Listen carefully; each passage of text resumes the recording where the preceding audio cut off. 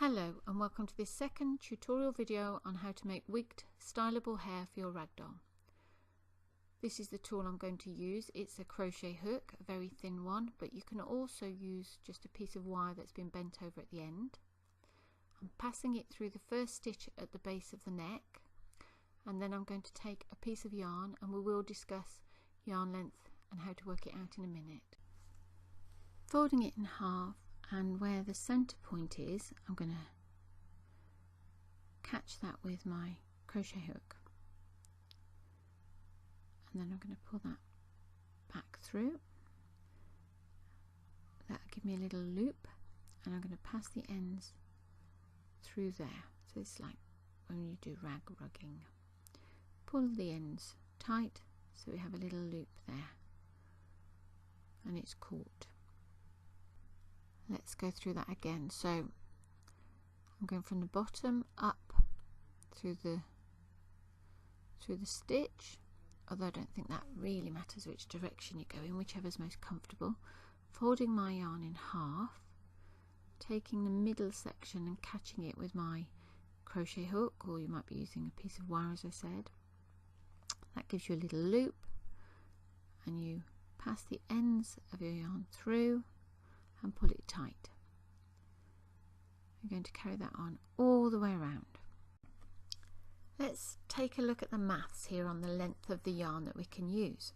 Your average 100-gram ball of yarn, which is about 3.5 ounces, but I'll do the conversion in a minute.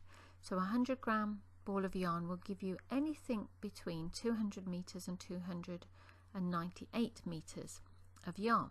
So that's a 3.5 ounce ball of yarn will give you between 218 yards and 325 yards of yarn. So let's go somewhere in the middle and assume we've got about 240 meters, which is roughly 262 yards.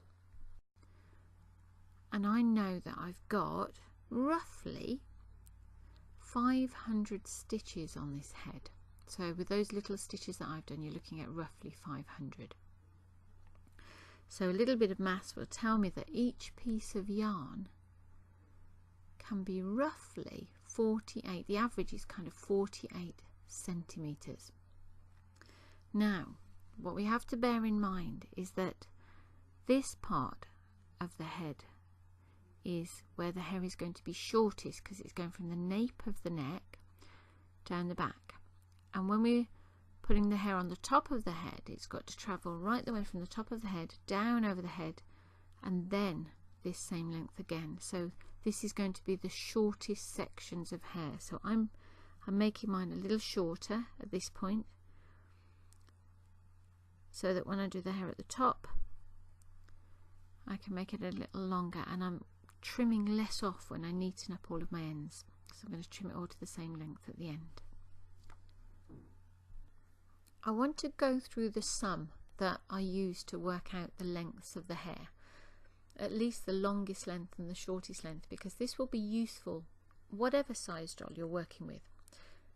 I know my average length of hair is 48 centimeters,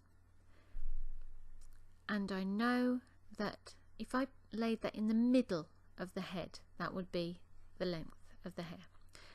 But I'm going to have hair coming from the top of the head and from the bottom of the head. So I measured the length from the top of the head, where the seam is, where my highest bit of hair is going to be, and I measured all the way around the back of the head to the nape of the neck, and that's about 12 centimeters. So I took my 48 centimeters, my average length, and I added half of that distance from the top of the head to the nape of the neck. So I added 6 centimeters to my 48 centimeters, and that gave me 54 centimeters, which will be the length of the hair from the top of the head right the way down to kind of the trim line. And then I took away 6 centimeters from my original 48 centimeters, and that gave me 42 centimeters, and that's the shortest length of the hair from the nape of the neck down to the trim area.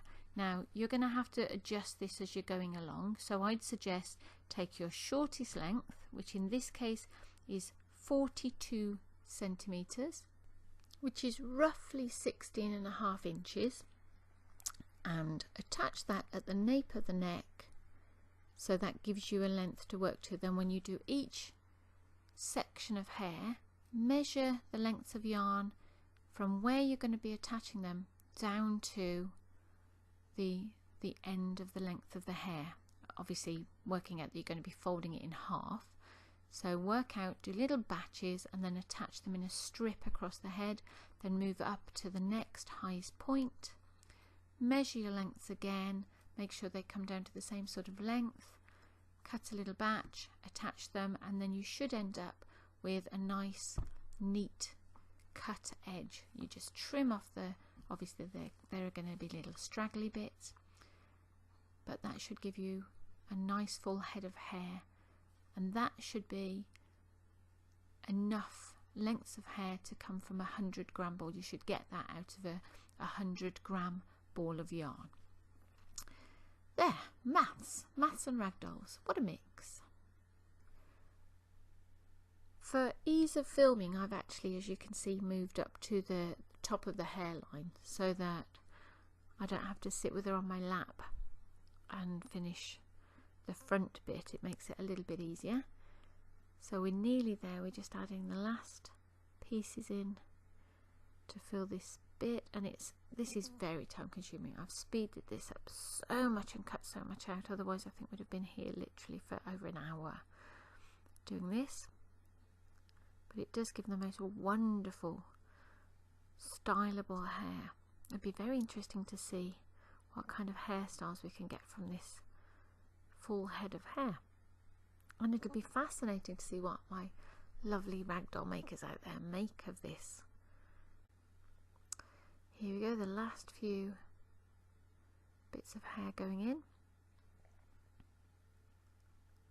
If you find you've got any little odd bold sections, you can always put in a few stitches and add an extra few bits, but actually once that hair's all in place, it should be pretty full and you shouldn't be able to see the scalp too much at all. This does make for quite a heavy head on these dolls, but it is absolutely glorious. There we go, she's done. Fantastic. Bits tangled around her neck. There we go. And she's lovely. I'm really pleased with that. That concludes our tutorial video. I hope it's been helpful. If it has, please subscribe. We'd love your feedback and a like. There are more videos coming soon.